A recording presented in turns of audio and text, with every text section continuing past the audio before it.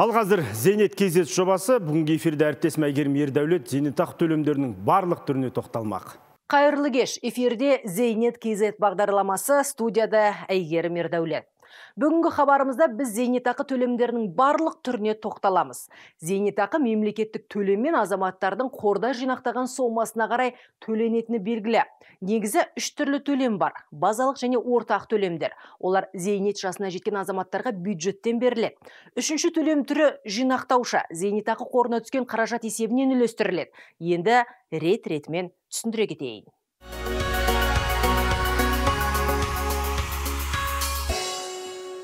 Әуелі мемлекеттік бюджеттен төленетін зейнетақы төлемінен бастасақ. Базалық зейнетақы зейнет жасына жеткеннен кейін беріледі. Еңбек өтілі мүлдем жоқ немесе 10 жылдан кем еңбек өтілі бар азаматтар ең төменгі күнкөріс деңгейінің 54%-ын алады. Бүгінде бұл сома 18.523 теңгені құрайды. Бұл ретте 10 жылдан жоғары еңбек өтілінің әр жыл үшін базалық зейнетақы 2%-ға артып отырады. Егер еңбек өтілі 30 жылдан асса, онда зейнеткерлерге базалық зейнетақы төлемінің ең жоғарғы көлемі төленеді. Бұл биыл 34.302 теңгеге тең. Бұдан бөлек мемлекеттен берілетін ортақ зейнетақы төлемі де бар. Бұл төлемді тек 1998 жылға дейін кемінде 6 ай жұмыс істегендер алады. Төлемнің тағы бір түрі бірыңғай жинақтаушы зейнетақы қоры есебінен берілетін жинақтаушы зейнетақы төлемі.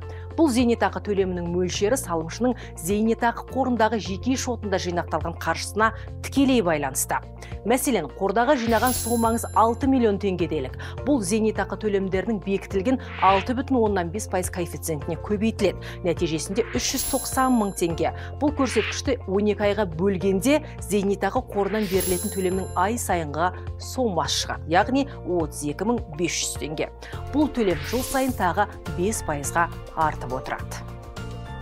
БЖЗК-дан берілетін зейнетақы төлемдеріне зейнет жасына толған азаматтар үміт арталады. Елімізде ерлер зейнетке 60 жастан бастап шықса, әйел адамдарда зейнет жасы 2027 жылға дейін әр жылға 6 айдан қосылып ұлғайып отырады.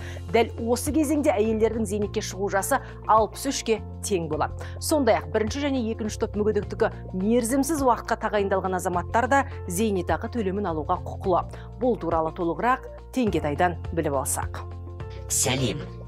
Мұнда есеп сәл өзгешелеу. Ұғынықты болу үшін мысалмен түсіндірейін. Мәселен, 60 жастағы берік бірінші топтағы мүгедек. Денсаулығына байланысты бұл азаматтың зейнетақы төлемдерін зейнет жасына жетпей алуына мүмкіндік бар. Ол осы уақытқа дейін 6 миллион теңге жинақтады делік. Ай сайын алатын зейнетақы төлемі былай есептелінеді. Жинақталған 6 миллион теңге 6,5%-ға көбейтіп, шыққан соманы 1,137%-ға тағы көбейтеміз. Мұндағы 1,137% бұл мерзімсіз уақытқа бірінші топ мүгедектігі тағайындалған азаматтарға қойылатын түзету коэффициенті. Нәтижесінде жылдық төлемнің жалпы көлемі 534 мың теңгеге тең. Оны 12 айға бөлгенде 44.525 теңге болады. Осы төлемде жыл сайын тағы 5%-ға ұлғайып отырады. Берік 63 жасқа толғанда бұл зейнетақыға базалық және ортақ зейнетақы төлемдері қосылады. Сол кезде кейіпкеріміздің зейнетақысы шамамен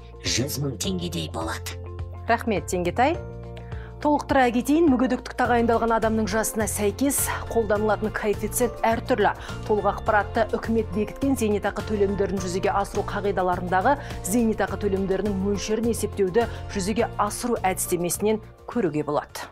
Егер салымшы зейнет жасына жетпей дүние салса, оның қорда жинақтаған қаражатының мұрагерлеріне қалай берілетіні жайында бірыңғай жинақтаушы зейнетақы қорының Алматы қаласындағы филиалының бөлім бастығы Гаухар Ешмаханқызы түсіндіріп береді. Сәлеметсіз бе? БЖЗК салымшысы қайтыс болған жағдайда, оның жинақтары Қазақстан Республикасының заңнамасында белгіленген тәртіппен мұраға қалдырылады.